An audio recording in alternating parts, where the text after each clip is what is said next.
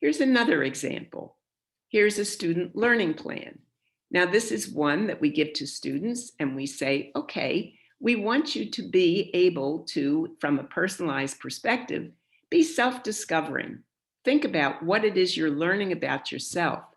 So the first thing is, I want you to talk about what you're learning about yourself as a learner. What are you good at? And I'm asking you specifically, which skills? What do you feel you need to practice? Specifically, which skills? And then I need to learn the basics related to these skills. Now notice, this is the opportunity to practice skill building. I know I need to learn these. If I learn these, I'm going to be better in my group work. I'm going to be better project-based. I'm going to be able to use what I'm learning to move forward. So this is a time when you want the student to develop their own student learning plan. Now notice how this is, again, an opportunity for self-managing. What do I need to do? And then, if you see at the bottom, I will complete the next steps above by, and you put a specific date. Now you can say to yourself, if I have too many to put here, my next steps are going to be way too far away. So we help the students learn how to do what Fogg calls, he's a professor from Stanford University, and when he refers to it as tiny habits. And what he's saying is, when you want to see a change in behavior, when you want to see students learn how to manage themselves differently, start with tiny habits.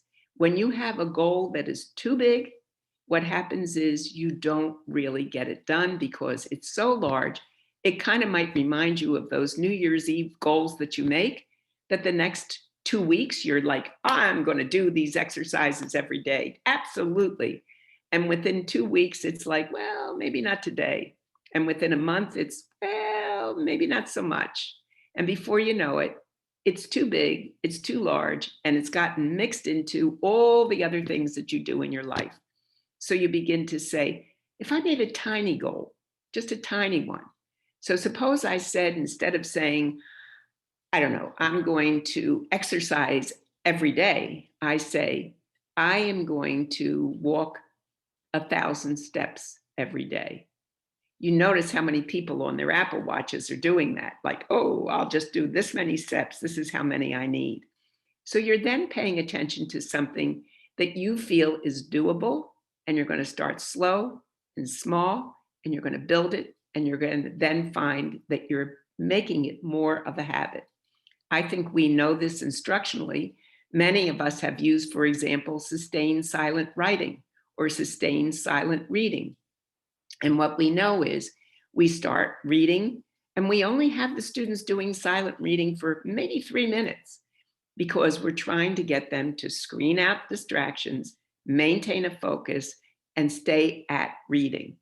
And day by day, we gradually increase it because they develop the capacity to sustain and to do the work increased over time.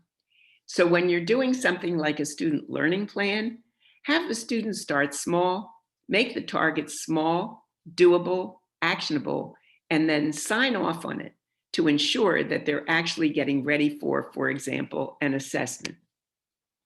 Another one is to show their learning targets.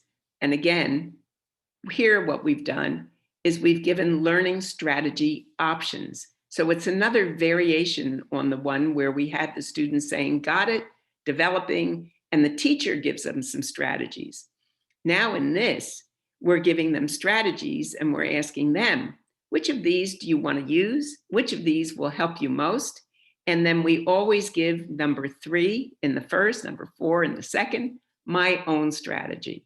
So what we're doing here is we're cultivating and developing strategic thinkers, students who can become more strategic. It's more personalized. It's all about me, who I am, and what works for me. So some would say, what works for me both is I always like to have a partner. That happens to be my preferred. However, I know people who say, I like to be left alone. I remember one teacher said to me when I was asked to coach her in terms of developing some progress with curriculum design and development. And I asked her, tell me a little bit about what works best for you when you're a designer. And she said, if I could have time to just sit in the library all by myself, surround myself with some books that I've chosen, and just think, reflect, and work, I would do the best job possible. And instead, I'm constantly being asked to get in a group, to work with other teachers, to do this work collaboratively. I'm not opposed to collaboration, but for me, my best work is done when I just have time to think and reflect alone. So notice, this is something that we need to not only know about ourselves, but be advocates for. Learn to develop the voice, be able to say to the teacher, I know that everybody else is working in groups, but for this particular development of a skill, I need to be on my own. I need to have time to reflect before I join the group. I'm not saying I'm not a team person. I'm not saying I don't see the importance of being in a team, but I need to be an advocate for what also will work best for me so that I can be successful with the work. So you notice how, again, we're marrying our learning targets and we're then encouraging our students. Here are some strategies that have worked for others, but do they work for you? And if not, how do you begin to be an advocate for what will work for you so that you learn as much as you possibly can about yourself as a learner? It's all about self-managing. I'll just stop for a moment because I've said a lot and let you again interact in the chat, think about what I'm saying, and see how it makes sense to you.